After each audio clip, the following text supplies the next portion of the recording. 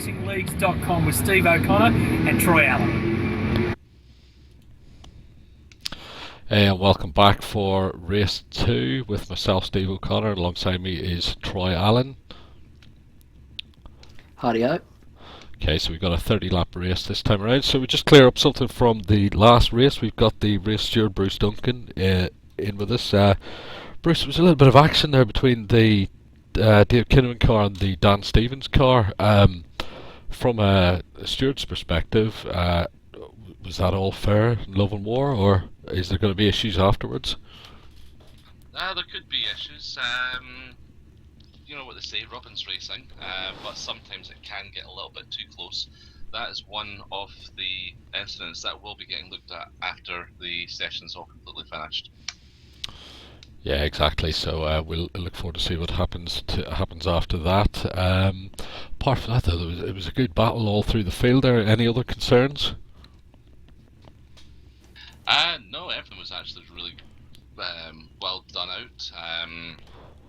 Plenty of battles down the midfield. The leads just disappeared in the front. Kept it clean, which was good. The battles right down. There was a few close moments, but thankfully they did actually just play nice. Excellent. So yeah, with 1 minute to go to the start of the race, we'll let you get back to your monitors, Bruce. Thanks very much for your help. No problem. Thanks, Steve. Buddy was moving. Well, interesting there, Troy. It's going to be looked at after the race. It's interesting to see that there's going to be a post-race investigation. I mean, obviously there's a technical issue or something that stopped the stewards from having a look throughout the race and issuing down with the drive-through. From my point of view, I think you can probably put it down to a racing incident. But in saying that too, you could look at it playing devil's advocate.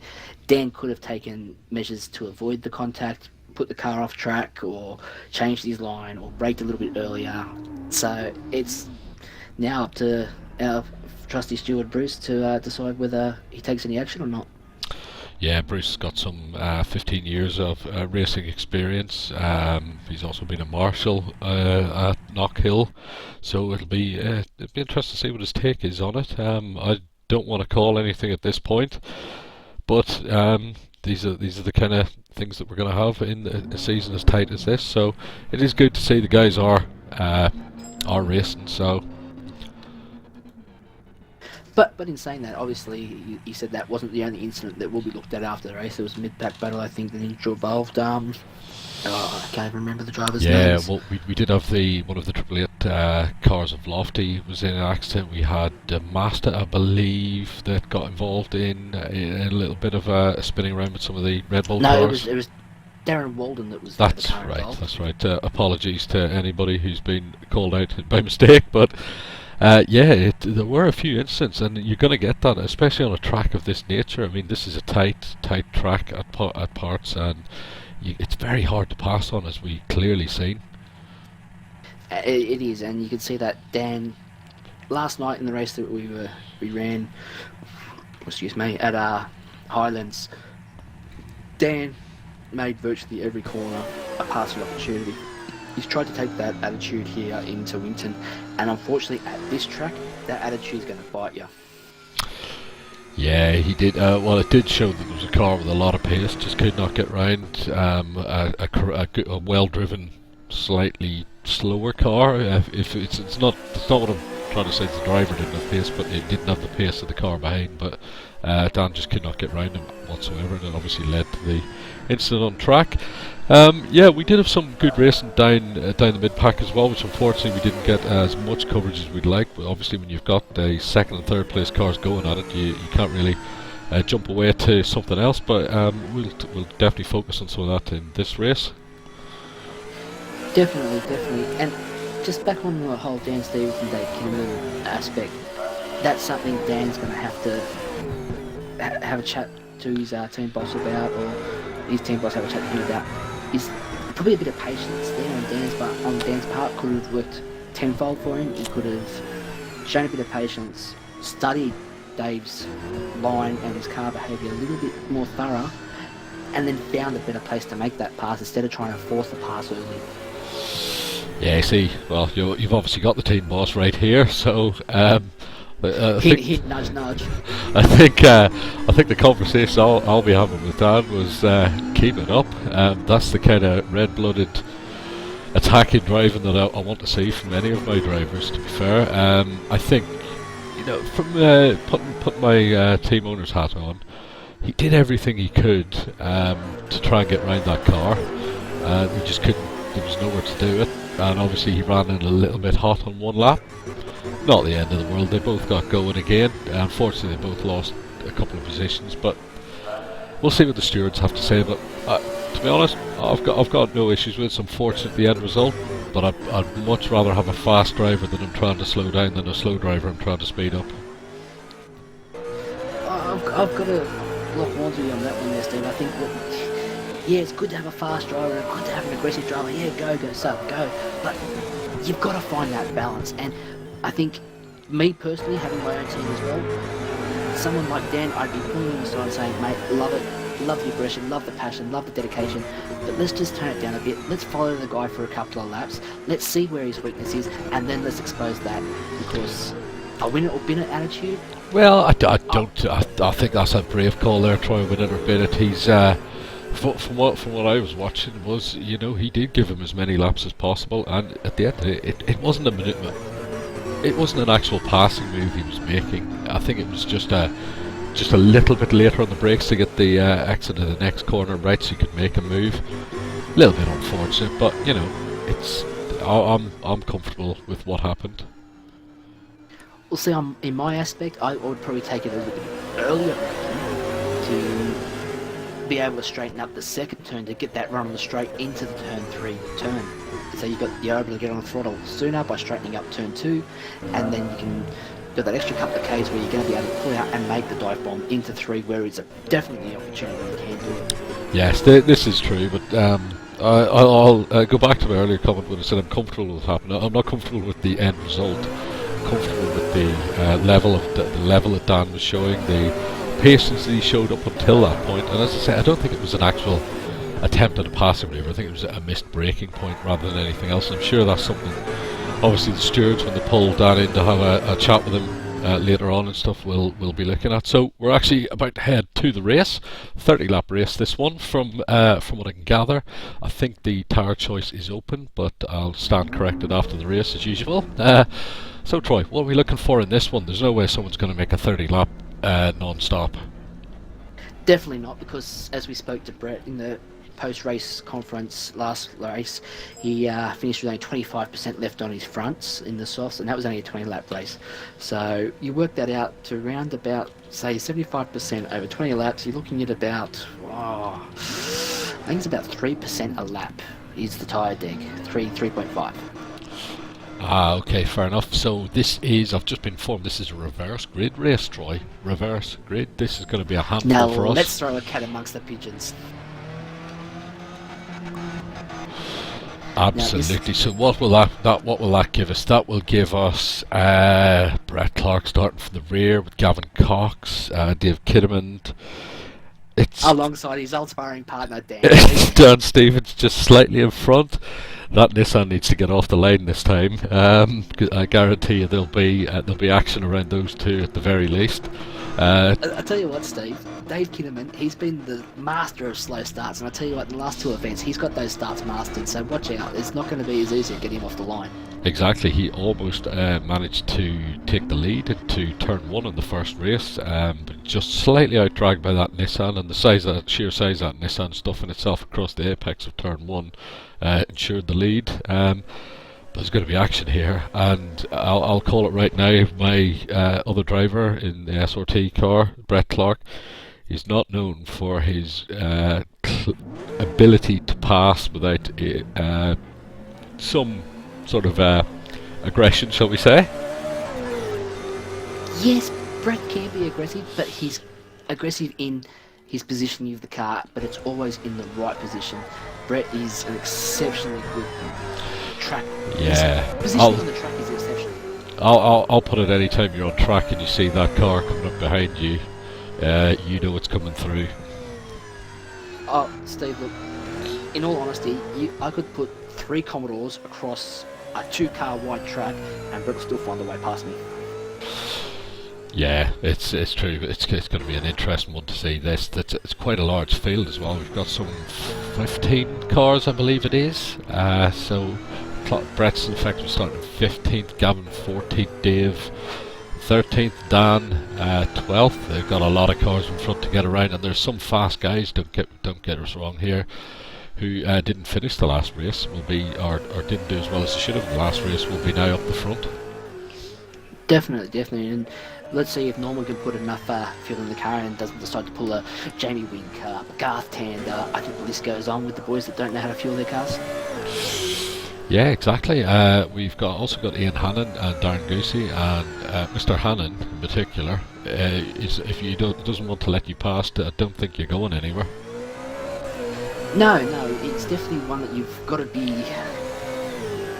decide either late or decide early and not broadcast your move too late, because I actually was racing with Ian last night and we were having a good battle, me, Goosey and Ian, and I tried to make a pass on him a few times and he literally slammed the door shut on me, and it wasn't until one of the turns where I made it very late to make the pass, and then he had no choice but to let me through. And that's the kind of driver Ian is. He can stop you when he wants to. Absolutely, I've had plenty of times recovered from an idiot move myself, and I come across Ian and spent the rest of the race looking at the back of that number 7 car. So he's in a good position up midfield as well. We should have, I believe, Roger Clark should be thereabouts for pole position from memory. I can stand corrected again as usual shortly, but Roger's no slouch either. No, definitely not. And that's one thing I've got to say about Goosey as well. We had the reverse grid last night, and I tell you what, that guy, yeah, he might struggle for pace in qualifying. You give him a reverse grid, and I'll tell you what, he's a damn good driver, Steve. He was exceptional last night in the reverse grid. It just happened to be a slight mistake off one turn, and that ruined his race for him. Yeah, that's one of the beautiful things about these second race reverse grids, is it really tests the drivers, and if you've had a bad race in the first race, you get a chance to redeem yourself and then some for race 2. No, definitely. I mean, if you manage not to get lapped as a tail end car in race 1, then in race 2 you're going to have a bloody good race, because those guys have got a whole track, a whole grid to try and pass before they get near. Excellent, and here we go. We are set for race 2. From the looks of it, this should be a 30-lap race, I'm hoping. No, not yet. It looks like there's a little bit of a technical issue. Just getting the grid sorted for the reverse grid race. Definitely seems that way, because it appears as though we're still in warm-up mode. But just on the reverse grid, we're going to see Dan and Dave paired up together again, Steve. Now, as team owner, what would you expect from Dan here? Would you expect him to make it a wide car for Dave, and if Dave does manage to get past, are you expecting the same aggression? I would expect and hope that Dan gets it into first gear, gets that throttle down, and then gets stuck into the cars in front and not worry about Dave. If he starts to concentrate too much on the previous race and what happened, it's going to impact his performance in this race. So hopefully he's cleared the head, had a bit of a sit in the back of the transporter there, and he's come out clean and ready to go and show the pace that he showed in that first race. And it looks like we're getting ready to grid up now. Looks that way, so let's see how the grid is set. I don't have the grid to hand right now, but we don't have a reverse grid. Oh, that's unfortunate. I'm a bit disappointed too, because we've got Brett up the front. It appears Dan is in 4th, or actually 3rd by the looks of it. Yeah, who are we missing that finished 3rd originally? Dave Kinnaman's still in the garage. Who was the... Dave Kinnaman has missed the start. No, there's obviously an issue there. So who finished 2nd in the last race? Gavin Cox. Dave yes, Kinnaman it was 3rd, so Gavin was missing on that one. Yeah, he definitely wasn't put in the field, because you had Dan jumping from 4th to 3rd. You've got Gavin here on the timing monitor as being in 4th position. Yeah, it's a little bit of an issue. I think the stewards have mix something up here because definitely Gavin should be up where Dave is, and Dave where Dan is, and Dan where Gavin is.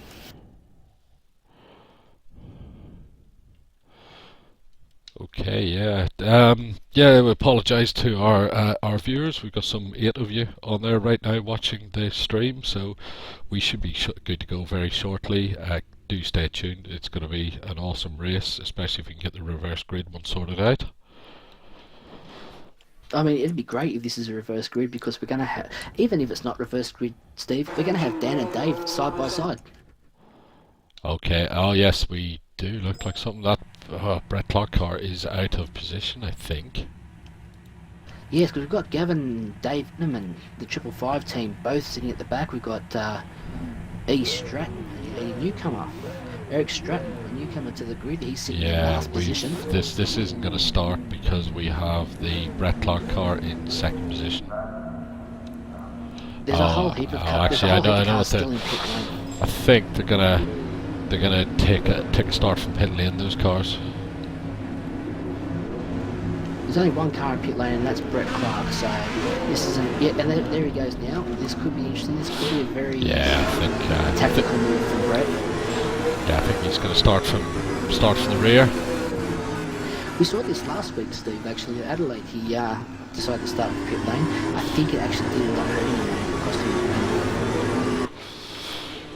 Yeah, I think he had an issue. He was eating a burger or something from the van out the back and just didn't get in the car in time. I think that entitles him to a Greg Murphy penalty.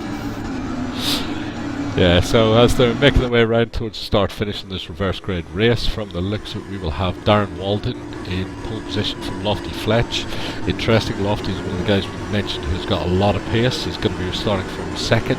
Penzo Slammer starting from third, another guy who showed a lot of pace but burned the tyres out, so he's going to have to stop in this race, so hopefully he stops in time.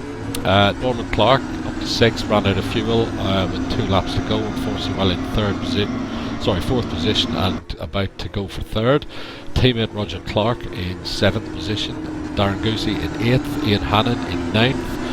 10th is the Volvo Chris McCall, the Holden of Damasta is in 11th, Dan Stevens 12th in the Nissan, the 55 Shell Helix Ford Falcon 555 car of Dave Kinnaman in 13th, the second 555 car Xbox Racing Falcon of Gavin Cox, followed by newcomer Eric Stratton in the Pepsi Max Ford Falcon.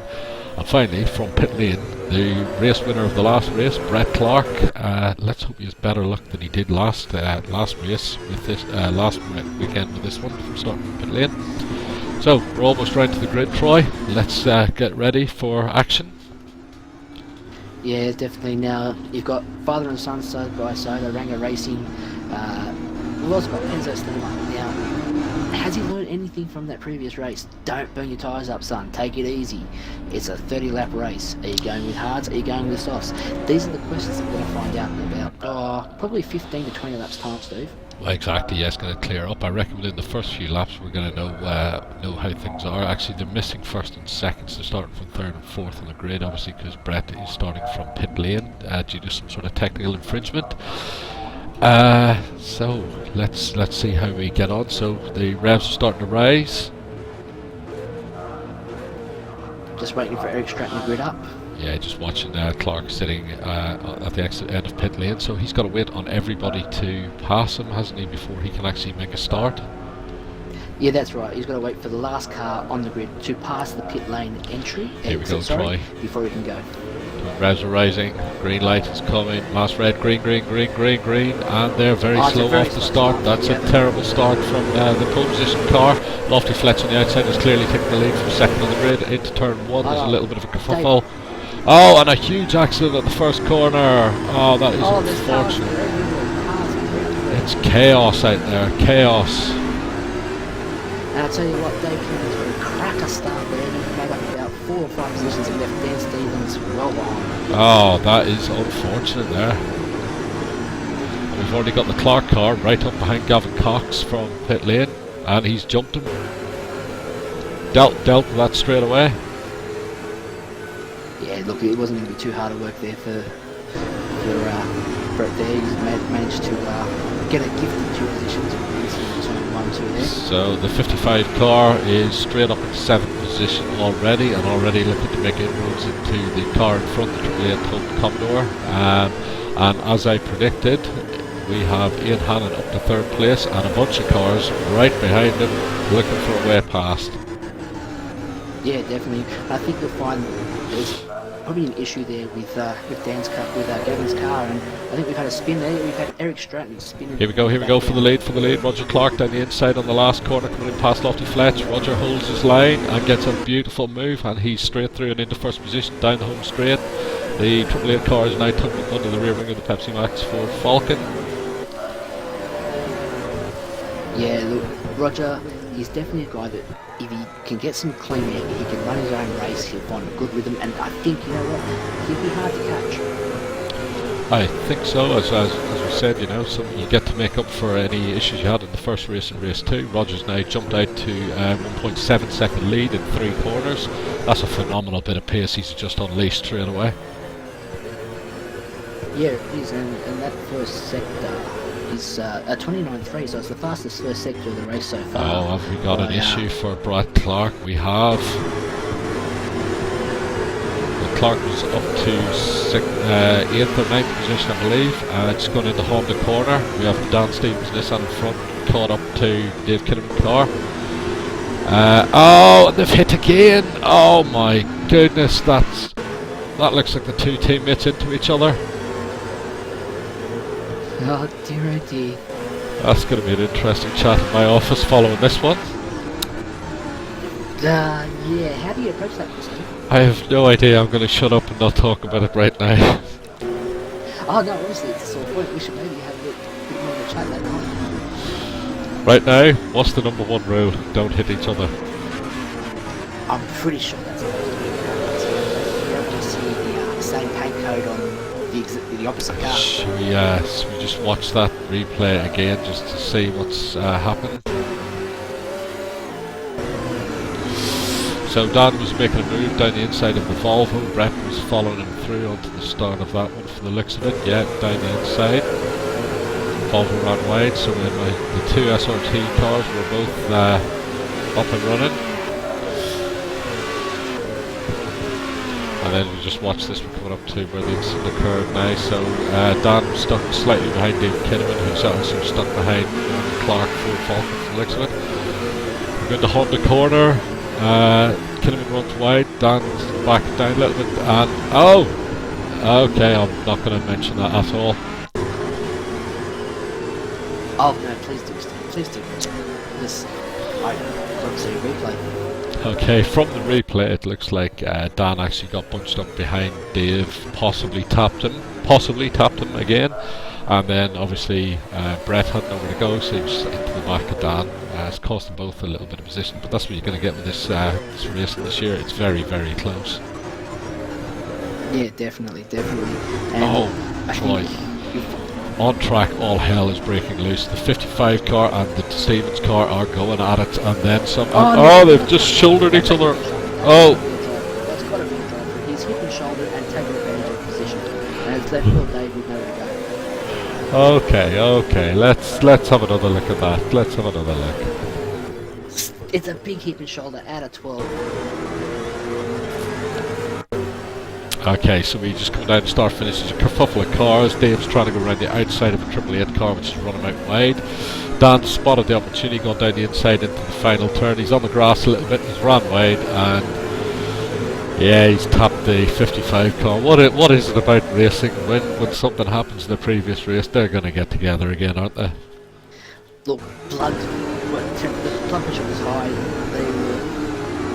Dan overheard some team chat there that Dan said a little bit more than fisticuffs between him and Dave. So yeah, that's definitely one that the skill's going to have to look at. I'd probably be even call for a drive through now, but the thing always said, what's the point of giving them a drive through? Well, he loses a couple of positions. We've lost everything, and their race is ruined. Okay, so we've got Gavin Cox and Brett Clark and I both in front of Dave Kinnaman following that, and the Dan Stevens Nissan is all the way up to 6th. It's interesting to see what's going to happen. The stewards are looking at that right now, I can tell you. Are we going to get our first in-race penalty? Well, Steve, I won't be surprised, but going back up to the front of the field, what I said earlier about Roger getting out in his own and being able to out in his own race, the car's looking very loose. He's looking like he's trying to really tell that car what to do instead of convincing it, and the car's not happy.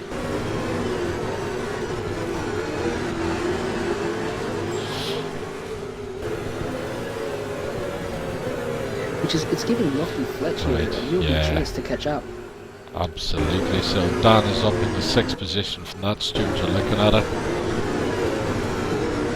And just as we speak, the rest of the field is definitely bunching up there between 3rd, 4th, 5th, 6th. We've got 4, 5. Absolutely. 6. It's all go there. It's going to be interesting to see what happens with this one. We've got Dan Stevens involved in this battle, so at this point in time we will be effectively engaged in the battle, but in 2-3 laps time we could find him null and void.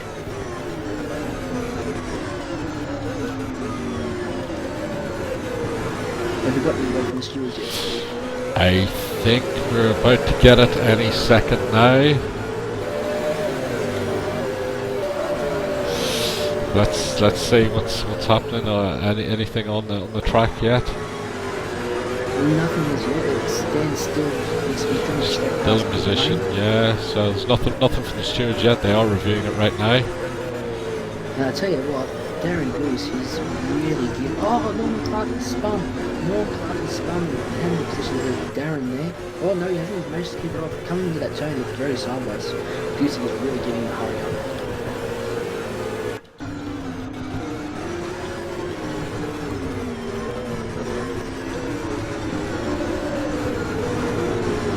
The rear end of Norman Clark's car here just does not look very stable. And a drive-through is on the way for Dan Stevens from the look of it. Let's see if the stewards have made the decision.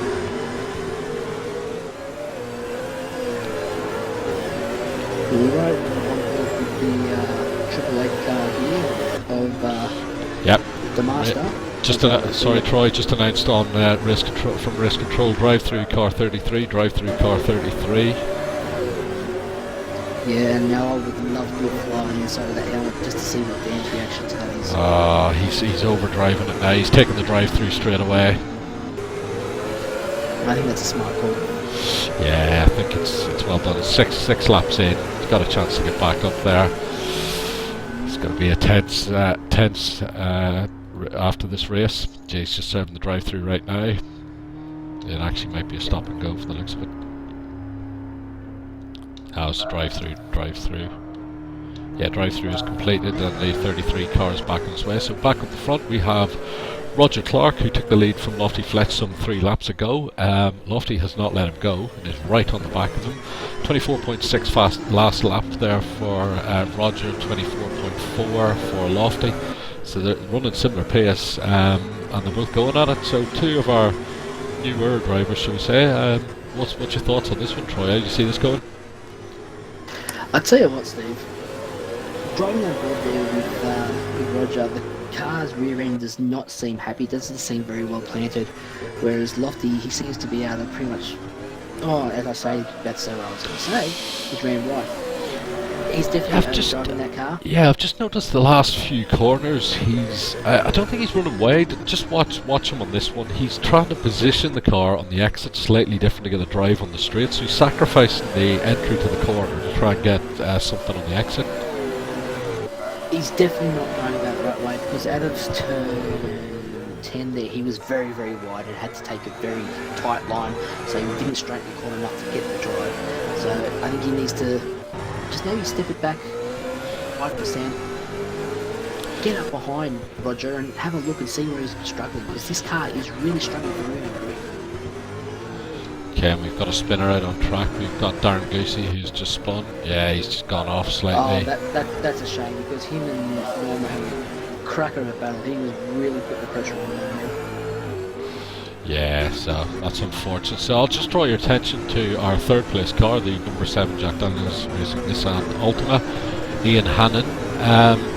running a pretty good pace here as well. He's not far off the lead. He's 4.6 seconds down, 24.5 last lap. Seems to have come alive for this race.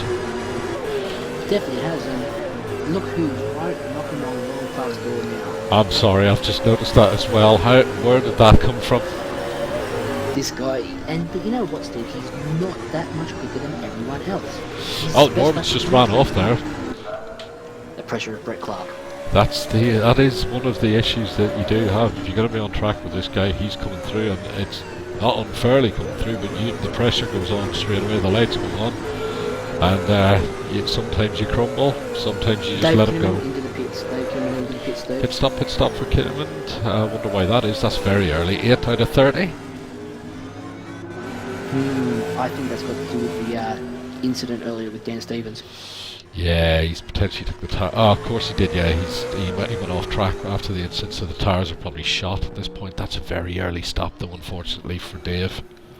Yeah, it is. We've had Eric Stratton retire as well earlier. Yeah, guess. Only completed 3 laps. Guess who's just in front of the 55 car now on track? Dan Stevens. You called it, mate. You called it. So let's let them get on with it. Up to second position now is Ian Hannon. Yeah, Lofty Fletch had a bit of a moment there. Let's just see if we can get a replay of that one. Yes, he's just coming through the turn 1-2 complex, heading down towards Honda corner. Car's looking fine. Roger now having doing some lap traffic here, and no, well done there by Darren Morgan. Yeah, he's just ran wide on one of the corners there, so that's a bit unfortunate. Again, comes with experience. So let's get right up to Ian Hannon in the 7. Oh, a big lock up from Roger Clark in the lead there, was it? Or was it lap traffic? Lap traffic, I think, yeah, you're right. Lap traffic, and now we've got Brett Clark knocking on Ian Hannon's door. So let's watch the Norton Nissan at work here. Get your helmet on. What's happening? Okay, now what I'm thinking here is he's probably going to try and make it as wide as possible, but not too wide. Brett, he might just buy himself some time and try and find the right opportunity, but in saying that, he's already pushing the bumper now.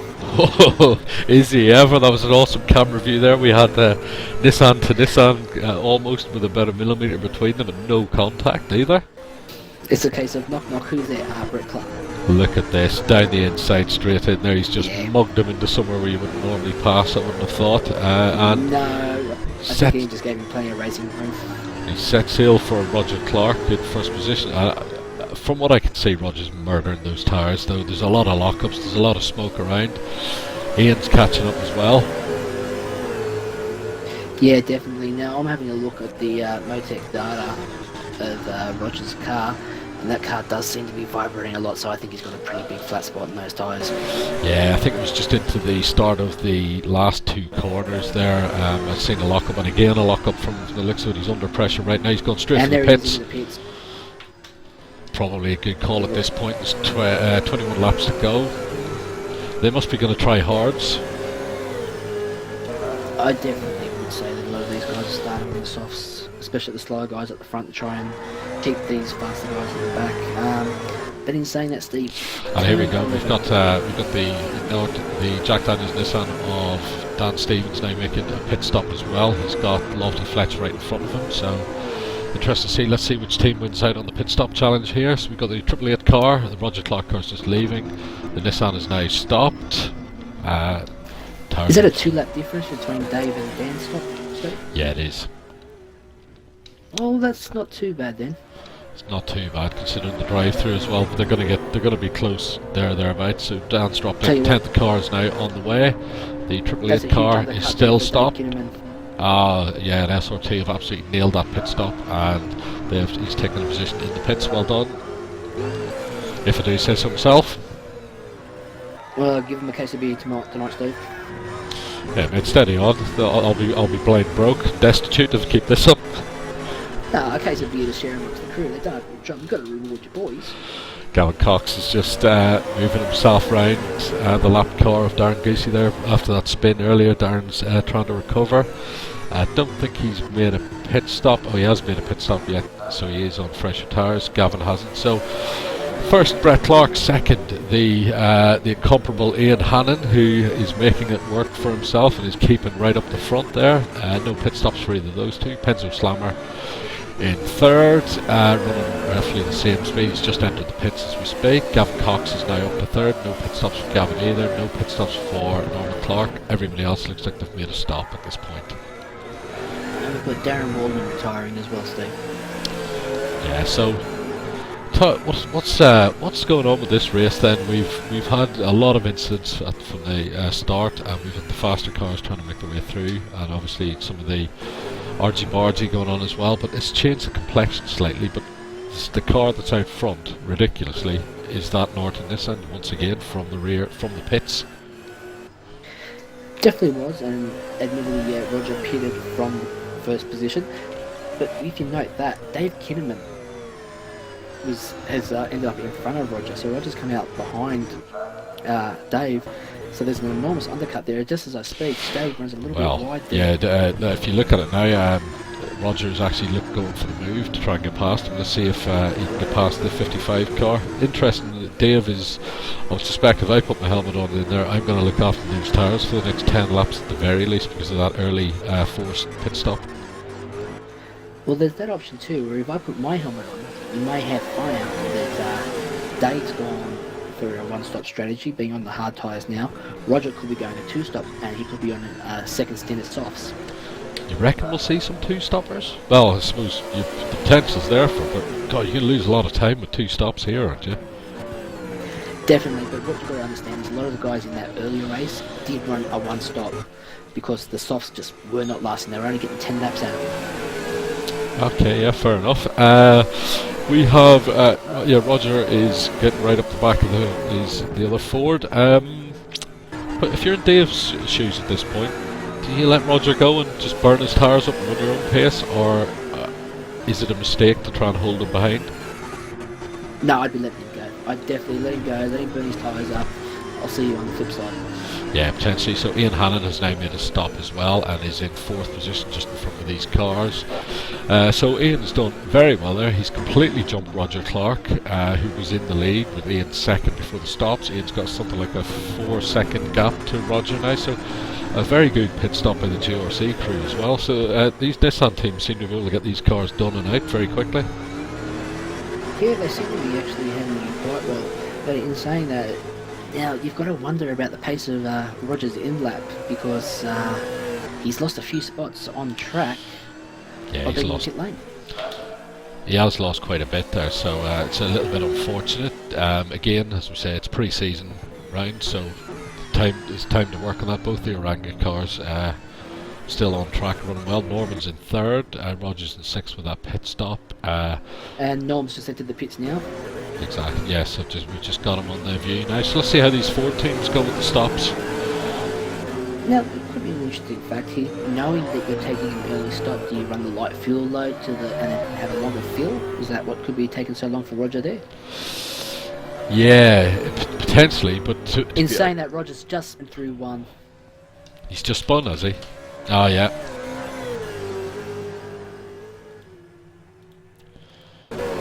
Yeah, so we just got the replay now coming up. Yeah, it was the choice. Oh, it's going to be a big hit. No, he's just missed it. That's very lucky. It's unfortunate there. He was going to run into Dave Kinnaman again at that corner, which Stevens and Kinnaman had issues in the first race. Has Dave got a magnet on his bumper or something, Steve? Do you know what? I don't know. It's not my place to... or our place to say, but I suspect Dave's got a slightly different line and braking point through there potentially, because the two drivers now have almost caught the back of it. So is it the way Dave set himself up for the exit, or is it just people over eager going into that corner? I think it might be a little bit of part there, but hang on a second. Is that? I'm pretty sure I can see on Dave's rear bar, "Hit me, please." Ah, okay. Interesting. Norman Clark hasn't emerged from the pits at this point. There must be some sort of issue in the stop, unless he's got damage. He's done a lap. I think there was an issue earlier on in the race. I definitely think he's taking some repair work there. Maybe Okay. a bent steering arm. Ooh, that's unfortunate. Norman appears to have no luck at this point in time, so that's unfortunate. So just looking at one of our Volvo drivers here down in 10th place, Chris McCall, from the Jandal racing team, I believe. We've yet to see his team boss on track, Jason Cooper, which is a bit unfortunate. I thought we'd have been, pre-season, you want to get the new cars out, get them tested, and get on with it, but Chris has made the last 2 rounds, and Brett Clark's just gone for the pits as well on lap 15. So he's running a 50-50 race then from the looks of it. Yeah, could it be soft? Because we know that he made 20 laps with the soft, so it's going to be an interesting call. I'll tell you what, there's one thing to watch with this car as well, is he makes a lot of time up in the pits. His pit entry is usually just destroy that car on the way in. You don't need those tyres anymore, so get her going. Yeah, definitely, and I can tell you now, Brett was definitely running a soft tyre on that stint, because his best lap was a 22.8. But I'll tell you what, there's a few guys here in the 22s. We've got Dave Kimmin running 22s, we've got the Master running 22s, and we've also got Penzo Snanner running 22s. So we've got 4 guys in the 22s. That's a brilliant field. Yeah, that is pretty good. The race pace at the minute, they're all running around the 24s, although Penzo's just ran his 22 on that lap, the Walkinshaw Racing 2 car. And makes it the fastest lap. That is the fastest lap of the race. Yeah, he's making his way up to 5th at this point in time. He's had 1 pit stop as well. It's going to be interesting because he's only a second behind the Master, so it's very tightly bunched up the front. I'll tell you what though, Brett Clark has made a stop and has managed to clear 2nd place, so he's back out in 1st position. Gavin Cox came into the pits in 2nd position, right behind the Clark car as well. Gavin has now dropped to 8th. Ian Hannon has found himself back up in 2nd, and impressively, the 55 car, you've got to give it to Dave. He's had several issues today, and he's now stuck himself back up into 3rd. So, well done. There's some good driving this year from Dave. I'm very impressed, to say the least. I'll tell you what, the move of team there for Dave in the off seasons, it's been a very beneficial one, and he seems to be making the most of the new team atmosphere and the data they're able to collect. Well, ominously for the other cars and teams as well, he's starting to look very Brett Clark-esque in his ability to get back up there and stay up there. So it's going to be a hell of a season this year.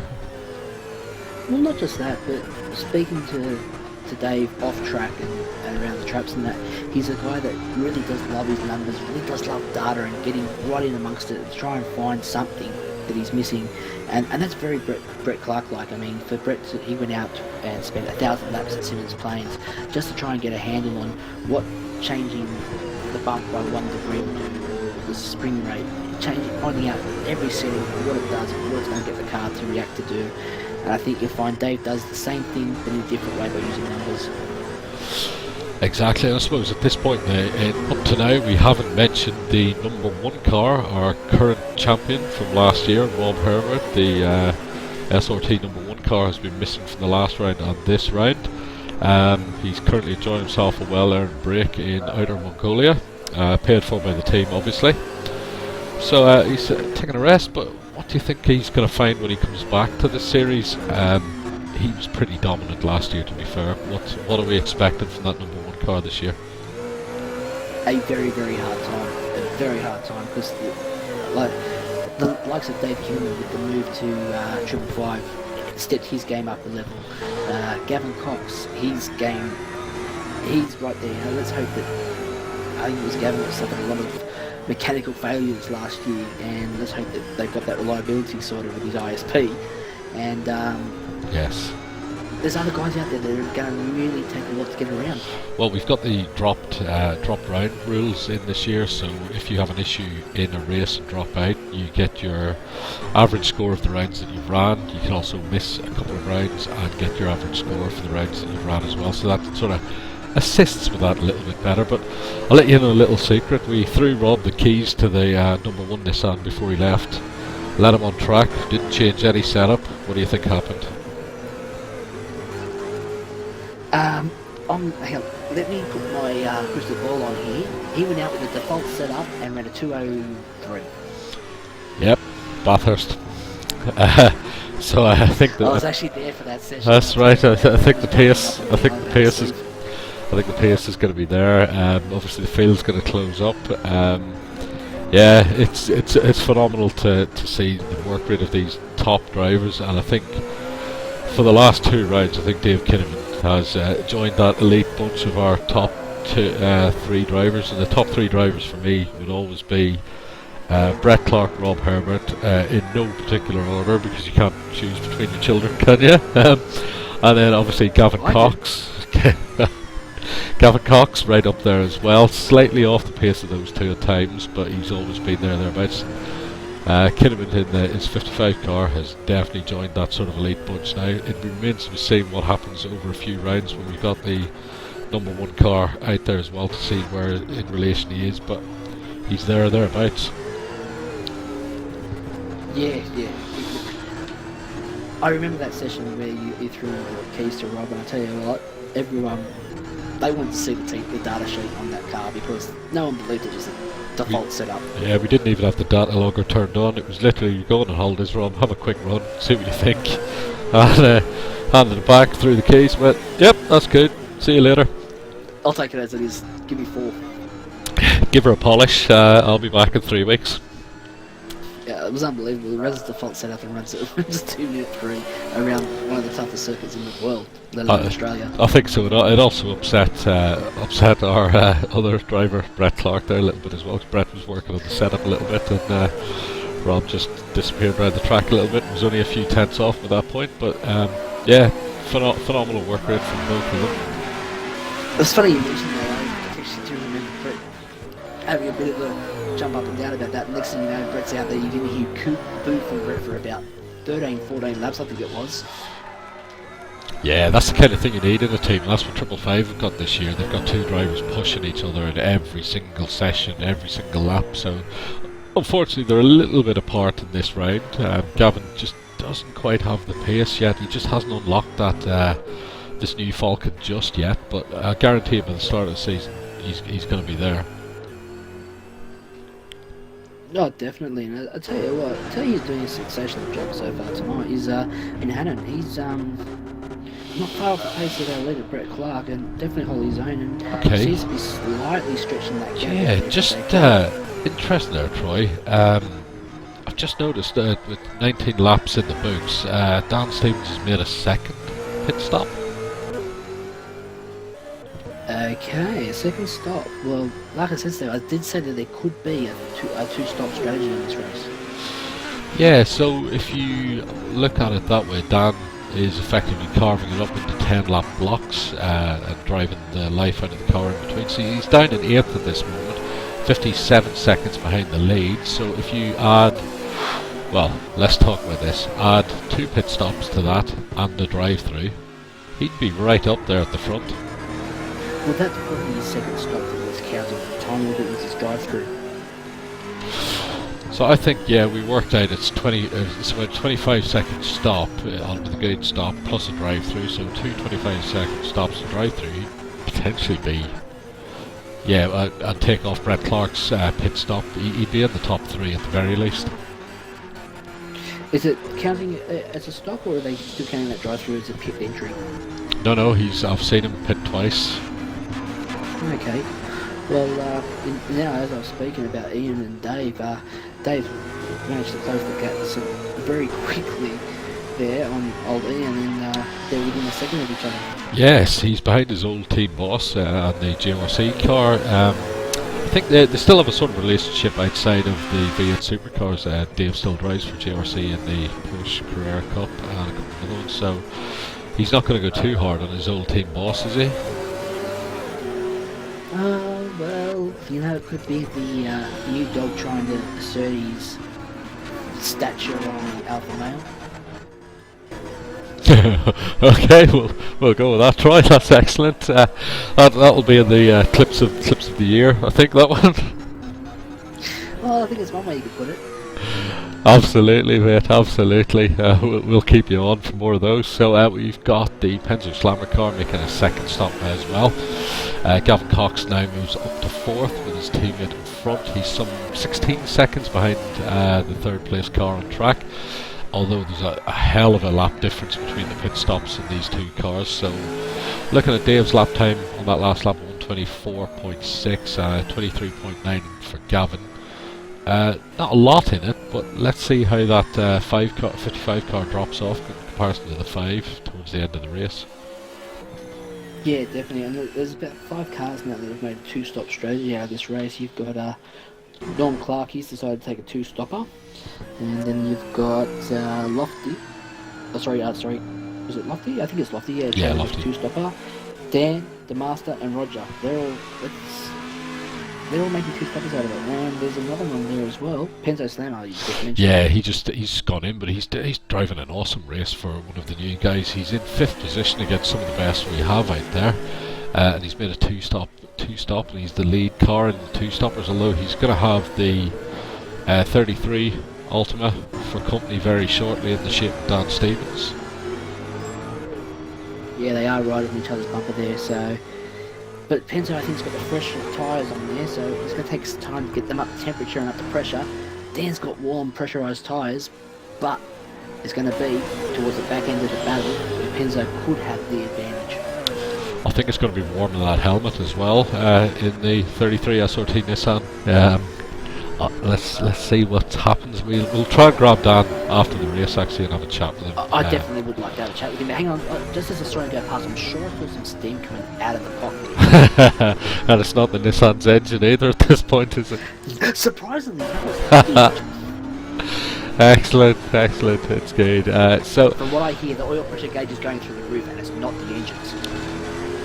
right, with 8 laps to go, we've got first place Brett Clark, Ian Hannon second, David Kinnaman third, Gavin Cox fourth, Penzo's in 5th, Dan Stevens 6th, Roger Clark 7th, Demasta 8th, Lofty Fletch 9th. Showed good pace earlier, but has obviously had a few issues and dropped down.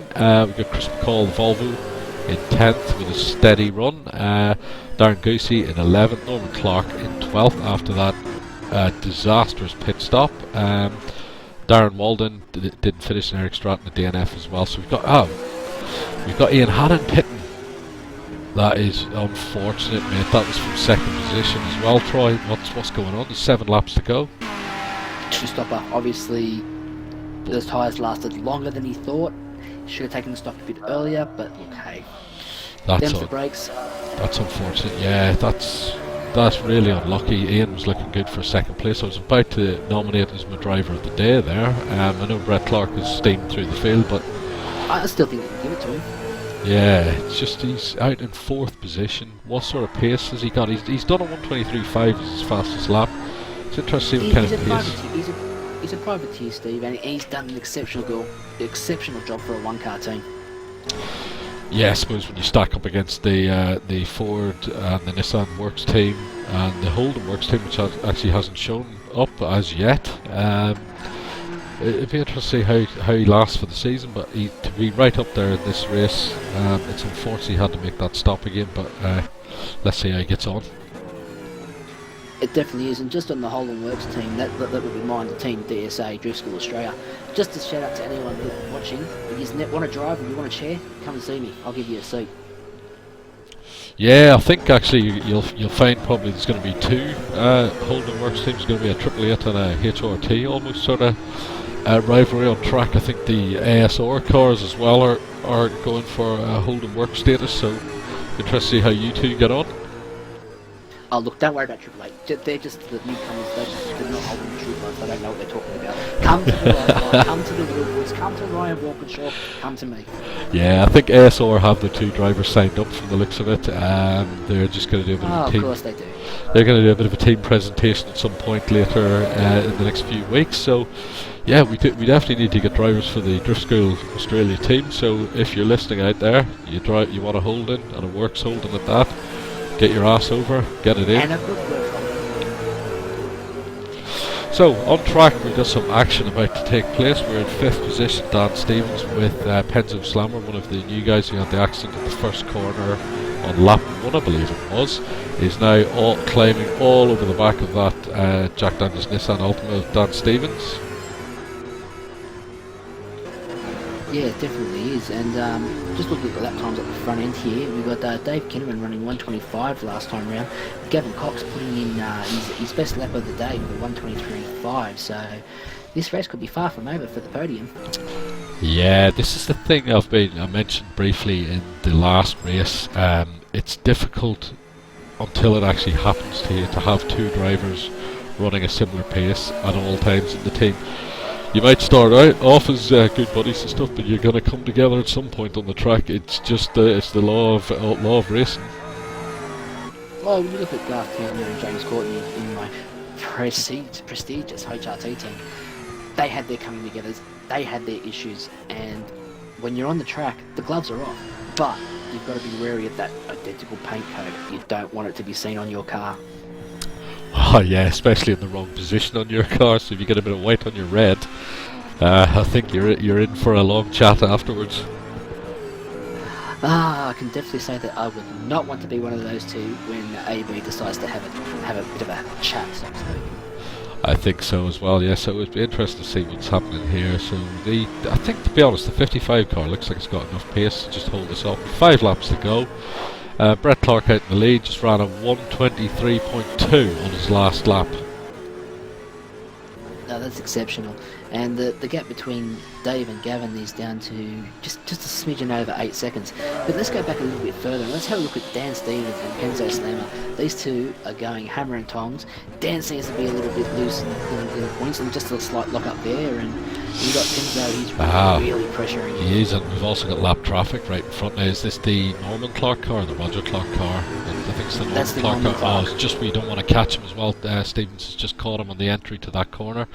Penzo Slammer's right up the back of this now, so they're both going to get slipstream, double slipstream it should be for the Walkinshaw Racing car. Oh, and he's not.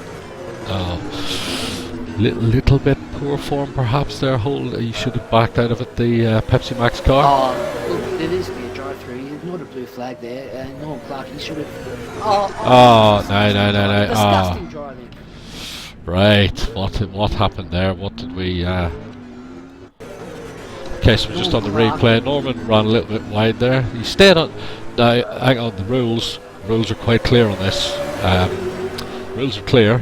If you're the lap car, you hold your line. Did he hold the line, Steve? Did he hold his line? Let's he's on a straight. Lift out of the throttle. Let those faster guys through. Okay, so let's just watch this again for the third time. So we have the Pepsi Max Ford staying on the outside. You know what? I think no, Troy. Take a look at that again. The Penzo Slammer car went on the grass and was out of control. The Norman Clark car held its line down the inside, which you're supposed to do as the rules state. It's up to the overtaking driver to make a safe to overtake.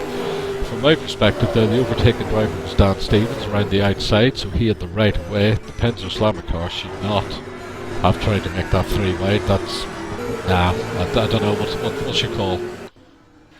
My call is, realistically, they're on a straight, even the previous straight. You've got lap car traffic behind you. Myself personally, I would pull to one side, lift out of the throttle, let the faster guys go through.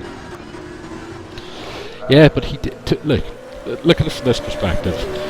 Okay, we'll argue this one out. Norman pulled over to the right-hand side. Okay, he didn't stay all the way to the right, perhaps because the Walkinshaw car was there as well, but he did not deviate from his lane, from what I could see. No, he definitely didn't deviate. So the onus is on the overtaking car. The overtaking car in play at that point was the Dan Stevens car, which went round the outside. The Walkinshaw car chose to drive itself onto the grass and then into the side.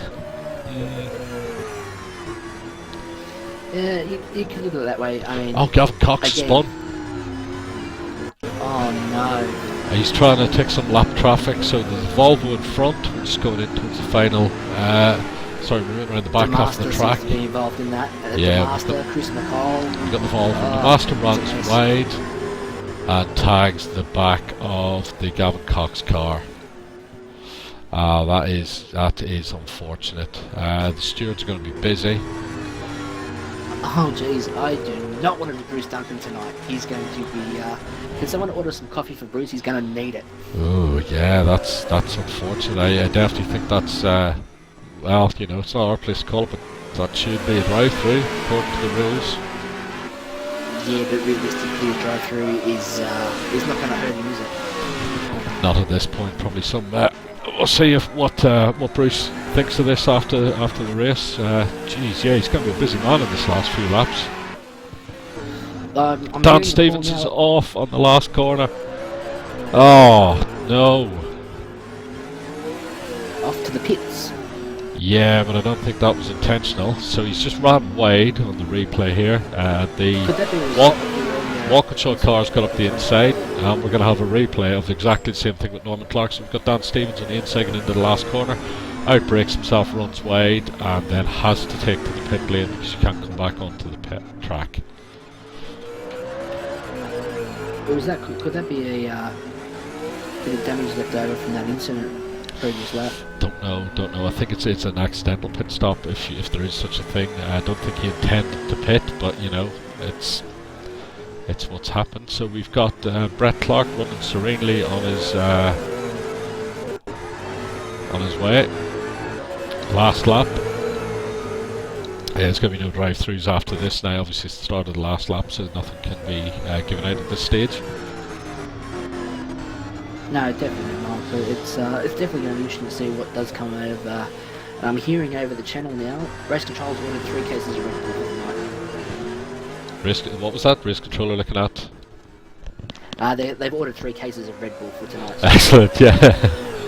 Fair enough. So yes, Brett Clark making his way serenely round on his last lap. Started from the pit lane, got into first position by lap 15, I believe it was. No, sorry, lap 12. And has led every lap since then. It's a phenomenal performance by this guy. You just can't say enough about him. He drives for my team, so I'm not going to say too much. I'll leave that to other people and the results on the track specified for themselves. So, across the line, race 2, win number 2, Brett Clark. Yeah, clean sweep for SRT here this weekend, and you've got to ask the question, without all these incidences in the back end of the race, does Dave have a chance to battle Brett for the lead? Probably not, hard to say. Gavin doesn't seem to have the pace that Dave's got. Dave just seems to be that little bit quicker than Gavin at most of the time. I think so at this point in time.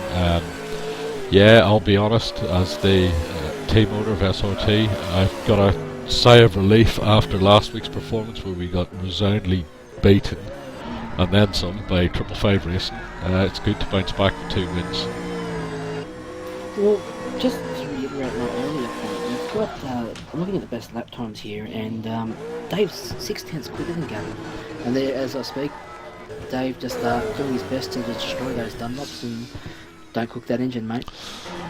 Saying that, so the second SRT car actually was a couple of laps down now, finished in 7th position. So first Brett Clark, second Dave Kidman, third Gavin Cox, fourth Ian Hannon. Well done, Ian.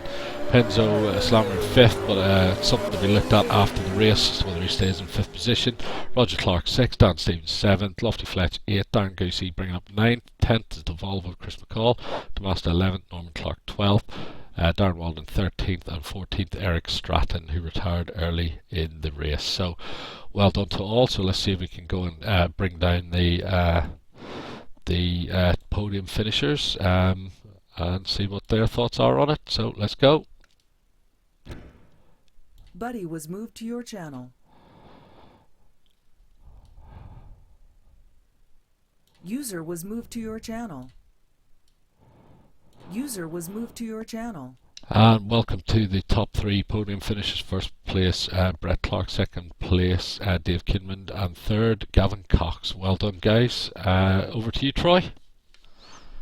Brett, mate, another dominant performance from the back of the grid, actually, to be precise. Pit lane, mate, was that an early decision to do that?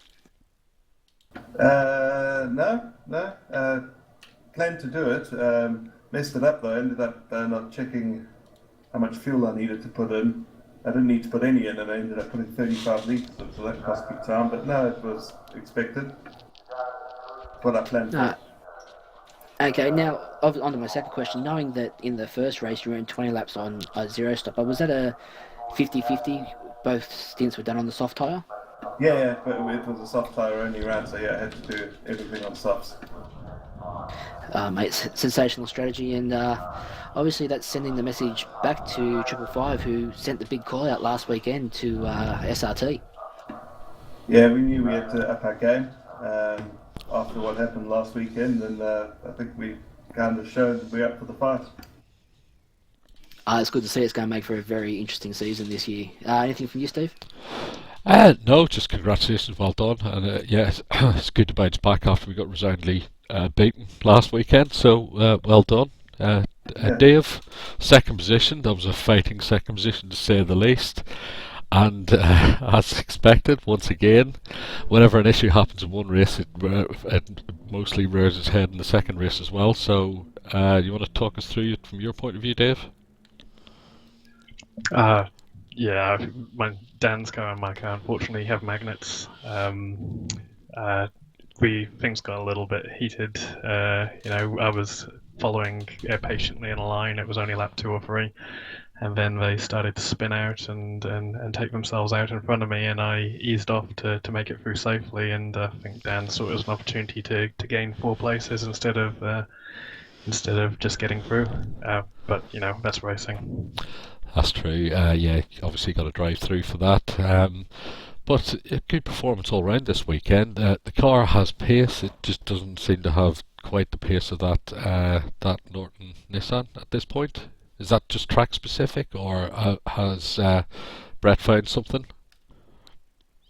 I think that the track specific was at Adelaide. Adelaide is really suits me. Winton is probably one of my worst tracks of the season. Very technical, long, slow corners.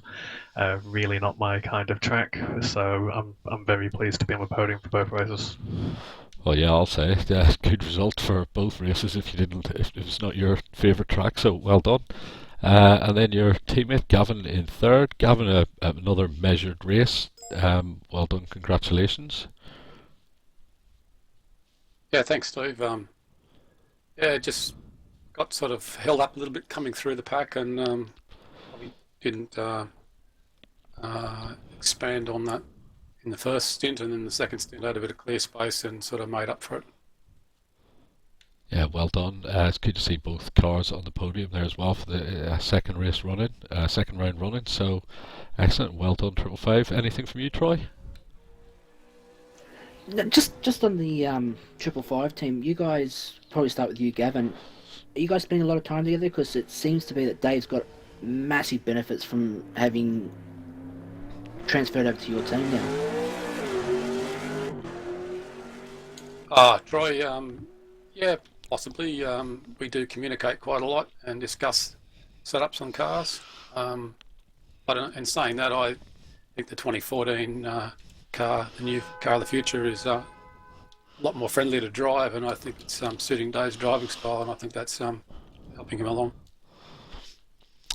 And Dave, yourself, what do you feel? Is it the fact that you and Gavin communicate a lot more now in setup, or is it just you found something in the car? It is a bit of both. This car does suit me a bit more than last year. It's a bit pointier, a bit more nimble, but Gavin and I do chat in the week about what we could do to the car for setup. I'm gradually trying to learn how to manipulate it to suit me, but for the most part, Gav's a wizard.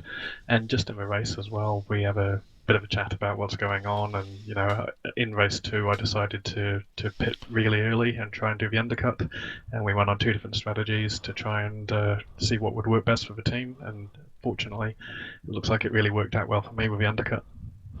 Excellent, well done guys, congratulations, and thanks very much for your time. We'll see you again next week. Cheers guys. Right, thanks, Dave. Cheers, mate. Thank you. Buddy was moved out of your channel. User was moved out of your channel.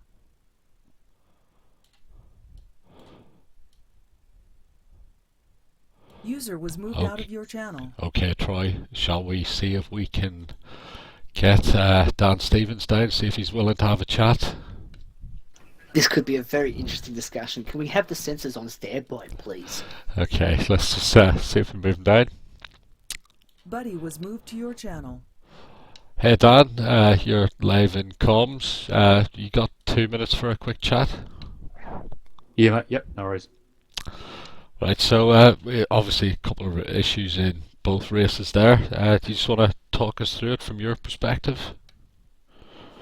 No, just racing as per normal in the first one. Just going for the gap when I can, but it obviously didn't pull off very well. For the second one, I'm actually not too sure what happened there. I got a penalty for I do not know why. I thought it was pretty clean. It was the other two guys that got on my way. Yeah, I think the penalty came from what we could see on the replay was sort of Dave got shouldered off the track a little bit and lost position. Obviously that's down to the stewards to see what happened there, but yeah, I'll be protesting that one anyway. Excellent, fair play. Apart from that though, you showed you've got good pace. I think we worked out you'd have been right up the front in that race without the penalty. Yeah, well, I got good pace. The car's actually suiting to me quite well the more I drive it. But the thing is, I'm not those front tyres are just not lasting. Yeah, I think we were saying that all the way through. And your teammate though, for some reason, what is he doing differently? I'm not too sure what he's doing. Actually, to be quite honest, we're using the same setup. Maybe that's the thing. I last season used my own setup, so I was doing quite well, and this time I'm using his, and I'm not doing too well at all with the front tyres. That last race, I had 2 laps to go, and both the front tyres were at 0%. Jeez, that's shocking. That's yeah, Yep. it's going to be a bit of an issue. All right, Dan, thanks very much for your time. We'll see you again for the next race. Yep, no worries. Buddy was moved out of your channel. So let's see if we can get our race steward down and see what his view on that race is. Definitely. Buddy was moved to your channel. And joining us in comms just at the end of the race here is Bruce Duncan. Bruce, you're going to be a very busy man after that race. Hey Bruce, got us? That'll be a no then. He's obviously flat out. Alright Troy, I'll just go back to just wrap it up here. So SRT bounced back with 2 race wins, 555 that were right there as well, so yeah, not bad overall. What's your take? Well, Steve, we have a look at it. Yeah, SRT come with the two wins there, but I think if you're going for a points decision, 555 have definitely won this round again on points. They've had the 2 cars consistently in the podium. It's going to make for a very interesting season. I mean, I can't wait for Jan 30th to come around, and we can let these guys start turning tyres in real anger for real points. And SRT are really going to have their hands full, because it's not about winning races, it's about consistency, especially when you're coming for a team championship. And so far, 555 have been on the podium 4 times for 4 events. Yeah, fair enough. That's true. So, excellent, everybody. Thanks very much for joining us, and we'll see you again same time next week. I've been Steve O'Connor and Troy Allen alongside of me.